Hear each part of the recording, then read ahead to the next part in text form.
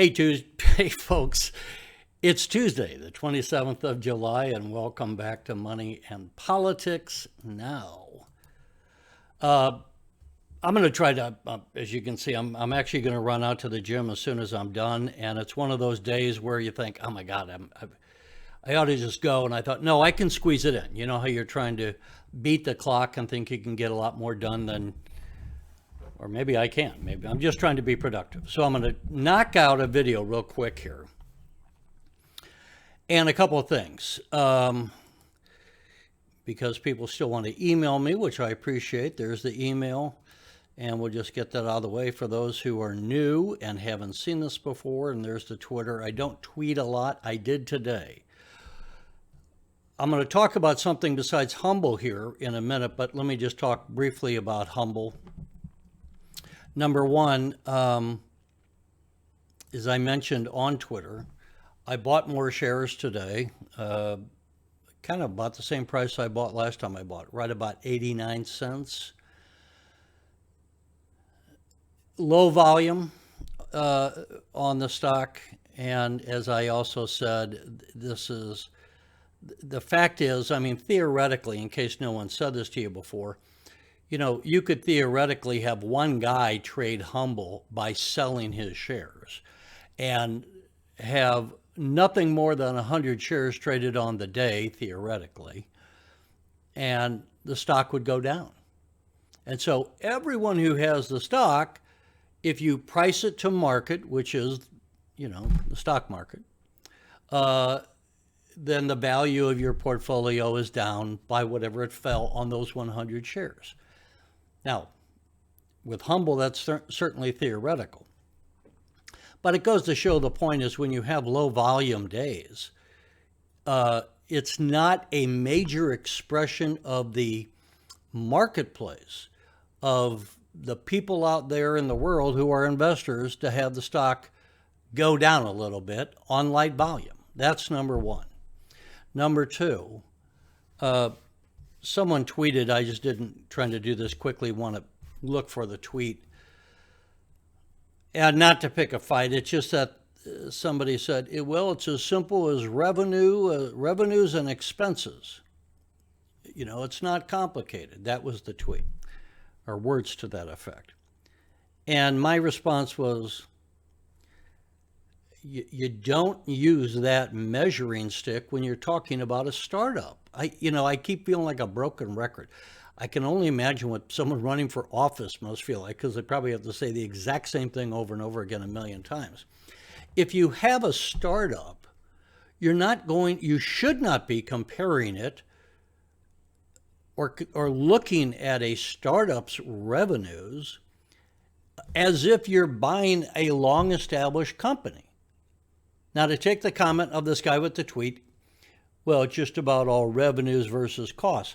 That might be true without getting any more complicated. That might be true if you're talking again about something like Coca-Cola or Clorox. But when you're talking about a startup, startups aren't supposed to have revenues.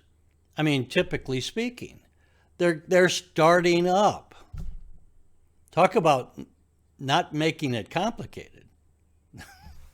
Humbl's a startup. Now, they're starting to have revenues, and we're going to learn about that, what we did in the second quarter, and we're going to learn about that shortly. I don't know when that is. We'll probably get a tweet or we'll get a press release that says Humbl will release its second quarter earnings on such and such a date. And so then we'll know. I said to someone else, it might happen before the end of the month. I wouldn't at all be surprised. Today's the 27th of July. We got 4 more days. We might get, it could happen tomorrow that they say, hey, we're going to release our earnings after the market closes on Thursday. I don't know. I'm just saying. Maybe they don't do that until the beginning of August. We'll get some revenues in the beginning. And as I have said previously, so I'm just repeating myself. I'm not like coming up with new excuses. The second quarter was where you could only begin to have revenues of any sort. And no one expects major revenues coming in at that point. That is like the first dot on a graph. And you can't chart the line. Are we going up? Are we going down? Until you have two dots. So you got to have the second quarter earnings. We are presently in the third quarter, 1 month in. We will have the third quarter earnings come out, I'm thinking in October. And then we will have 2 dots on the chart. I mean, it's a startup. Again, I bought more. Why? It's cheap. And what I am buying is the promise of not revenues, but the promise of, or the potential, I should say, of profits in the future. When you buy it, you're really always buying the future with the stock market. I wanted to make this channel where we don't use jargon, we keep it simple. It is pretty simple. But, here it is, folks. You're buying the future. Now, that said, and what I tweeted to someone else, and I want to say this now because now I think you've been around long enough with me that you know what I'm talking about. When I said it 5 months ago, 6 months ago, maybe it didn't stick. I would say intellectually, it is not hard to be an investor. It's not that tough, I would argue, intellectually. What is hard to be an investor is emotionally. People can't wait. They can't sit still. And I have been saying for 7 months, be patient. We have a new baby here. It's called Humbl. We know the story. You got to let the story unfold. So that's, I don't mean to be, I don't know how many other ways I can say it. All right. So that's the story. And then we'll go into the earnings in the future. We'll go into how are we doing on NFTs and the rest. All right. I hope Brian finds another ticket company that he can purchase that makes sense. I don't want him to buy anything at any price, but if the revenues and the projections are good and he gets a decent price, then that would be good. Okay.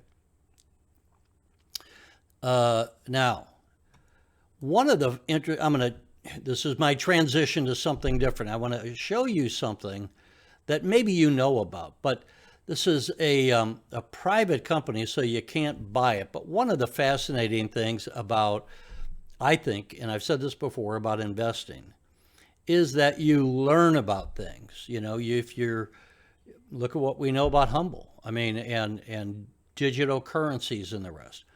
So that's number one. Number two, let me interrupt myself. Today in Congress, I was covering, among other things, a hearing by the House Banking Committee on cryptocurrencies. And, I'm saying the House, I think it was maybe the Senate Banking Committee. But it was on cryptocurrencies and what are the benefits, and I posted some of that on my Twitter. A couple of clips from a longer hearing. The fact that Congress is talking about this, and it shows you, again, this is part of the trend. This is part of what Humbl's in. We are looking not only at a new startup company with Humbl, we are looking at transformational technology. This is, as I have again said in the past, we are in the midst of a transformational chapter in human history, just as the automobile was transformational to society, just as the internet 30 years ago was transformational to society. It wasn't even 30 years ago, but more like 25, 27. Now, I'm going to show you something. This is a company link, and this is also part of the communications realm. We can't buy this, but I'm going to show you something because I want you to be aware of the fact that there's companies out here the fact to remind you that technology is changing the world, will continue to change the world rapidly, and that this does sync with Humbl, because one of the issues with Humbl, I mean, we're talking about having the super app on our phone, right? Well, what are you going to do if you're out in the ocean and you're 3 miles out? You're not going to have cell tower service. What do you do if you're in the mountains? You don't have cell tower service. What do you do if you're in the ocean? You don't have cell tower service. You know, you're in the backwoods of Alaska. Same deal. There's so many places on the planet where you can't get a cell signal. When I drive from where I live down to St. Louis, I go through vast areas of corn, and sometimes in the middle of that, you can't get, you know, people break up if you're talking to them. You lose the signal.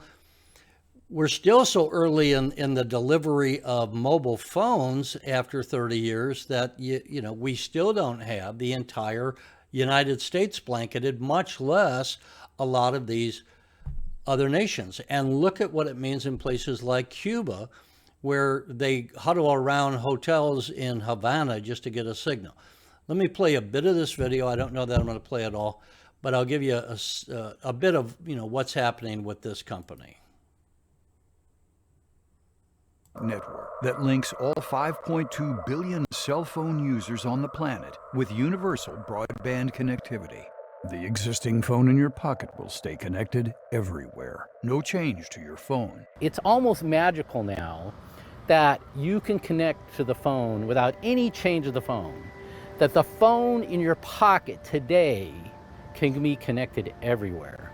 And that's what we figured out how to do. As we fight the pandemic across the world, digital connectivity is more critical than ever.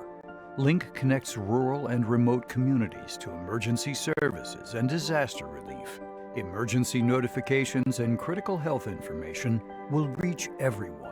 To build this technology, we started from a simple observation. I was looking at this data across Liberia and Sierra Leone. For the BGAN units, they rolled out during the Ebola crisis. And a lot of times they were only ever turned on and texted from. So if we can just text from a phone, an unmodified phone, I said we could make a difference in how you respond to these kinds of crises. She was the critical spark of having us focus on the phone. We stopped working on everything else and we just focused on that. Basically polish that apple. All the friction and the problems, step by step, the team has basically eliminated it all. Link's core technology is now proven. On February 24th, 2020, Link sent the world's first text message from a satellite in orbit to an ordinary standard mobile phone on Earth. Got it! Yes! Oh, yeah! Oh, yeah. With the core technology proven, Link is focused on building broadband connectivity to improve lives all over the world. I'm actually responsible for inventing some of the core IP associated with how it is that we're going to do what we're planning to do. Connecting unmodified phones to satellites. Not only are we building satellites, which is cool in and of itself, but we're enabling a service that's very meaningful for remote and rural and disconnected people. With our services, from low band to broadband, we'll enable full economic participation, connecting hundreds of millions to mobile money services, provide 2 billion people living on smallholder farms with access to critical I'll stop showing that. It goes on a little bit longer, but why am I showing you that? Number one, I want you to be aware of the technology. Number two, it's not, you know, not publicly traded, might become publicly traded. Number three, I think what I want to do is we talk about Humbl. It's easy to lose perspective. And what I had talked about on Twitter today with someone is I said, you know, from my perspective of my 40 years, the way I process information, as I said, is at the 40,000 foot level. Other people, you know, they look at the granular information, and I think it's the old story of missing the forest for the trees. You might see the trees, but you're not getting the big picture. What that video links is that I want you to see the big picture. Again, what we are looking at in the world in 2021 is that we are in a transformational period of time. I've said before, I like history. I read history. It helps me put things in perspective. It also makes me see my own life, not personally my life, but the times in which I live. I see them in a historical perspective. I see them not as just, from when I was born to now, but I see the flow of political currents, things happening today that, go back to World War I, things happening today that go back to World War II. The tech, and when I look at how the automobile changed society, changed the law, changed everything. In 1900, about 46% of the U.S. population worked on a farm. About 46%. Today, approximately 2% of the U.S. population works on a farm. Now, if you use the old metrics, you would go, my God, 2% people will be starving. And instead, no. We don't suffer from starvation, we suffer from obesity. And why? Because our farmers became so much more productive. They produce so much more, in part because of the automobile, because of mechanized tractors. Where are we today? What's been the revolution over the last 30 years, actually 40 years? I remember getting a personal computer, which was unheard of almost in 1980. Company doesn't even exist anymore. Productivity of mankind has gone up, but it has not gone up in many of the third world nations. And so we have places around the world that are still selling off a table their goods, unable to connect to the world at large, cut off from information, cut off from good medical care, and the rest. And what Humbl is about, I want you to see not what these naysayers are saying, well, it's down to 88 cents and it's going to 30 cents. These people haven't a clue. These people that say, well, where are the revenues? I'm sorry, but it's just a stupid question. It's a startup. You know what Humbl is about? This right here. It's about transforming the world economy so that people around the world will enjoy the fruits of their labor. This is much more than just a phone application. So we're all part of that. And again, I'm trying to give you the 40,000 foot view, because then I think you see the trend line. And don't worry about what's happening in June and July and August and September of 2021. That's like me going back and worrying about what happened in June, July, and August of 1961. It doesn't matter. I mean, it mattered then. We are in a transformational world. We now have technology in the world where satellites can talk directly to cell phones. That will benefit Humbl. Humbl and that technology will benefit people around the world. People who couldn't help where they were born and they are cut off.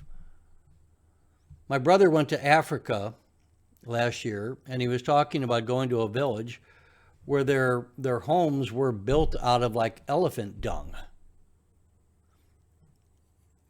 We have a very unequal world in terms of opportunity.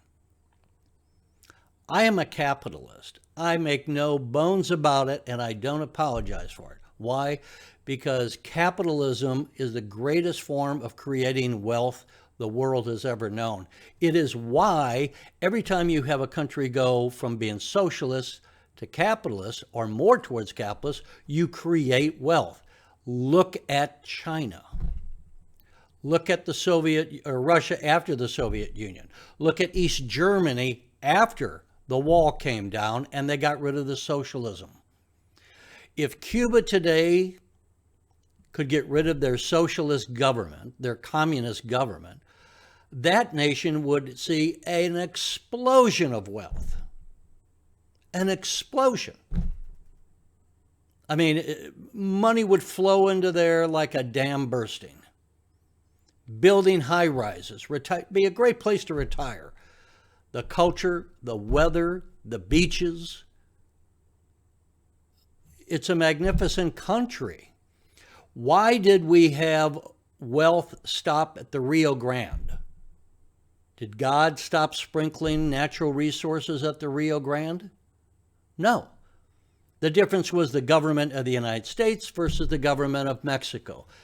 The number one cause of poverty in the world, and this is where I'm injecting some politics, but I'm bringing my years of covering government at the national level and the state level to bear. The number one reason for poverty in the world is bad government. Barriers. Government that's only for the cronies. And where the people cannot connect to outside markets and can only hear the information the government wants them to hear. We are in an information revolution. It is an information and economic revolution. And Humbl is a part of changing that world. And along the way, we can all make money doing it. It's not at this stage about spreadsheets. It's about transforming mankind here on the planet through better technology. And that has always led to higher standard of livings. The telephone, the railroad, the automobile, the internet, television itself, and all the rest. And just this afternoon, by the way, Apple reported their earnings and they skyrocketed. Why? Because so many people are going out and buying new cell phones. And Google also reported earnings and their earnings beat expectations. Ladies and gentlemen, enjoy this ride. We are a part of something exciting here. We don't have to be missionaries to change the world. We're doing it by investing in Humbl and giving that company and the talent in that company the wherewithal to expand operations and to bring their vision and their technology and deliver it in a way that will enhance the economies of second world countries and third world countries. That's the story of where we are. That's the story of Humbl. I hope that you're proud to be a part of it. Quit worrying about what the stock price is on a day-to-day basis. This is why I say, look at 3 to 5 years. And frankly, I would say beyond. I just don't want to make it sound like I'm telling you to hang on for 20 years before something happened. It's happening now. Humbl is growing before your eyes. Just understand it and go along for the ride. And I hope in the process you become wealthy, or at least wealthier. In the meantime, be happy you're a part of it. You're changing the world.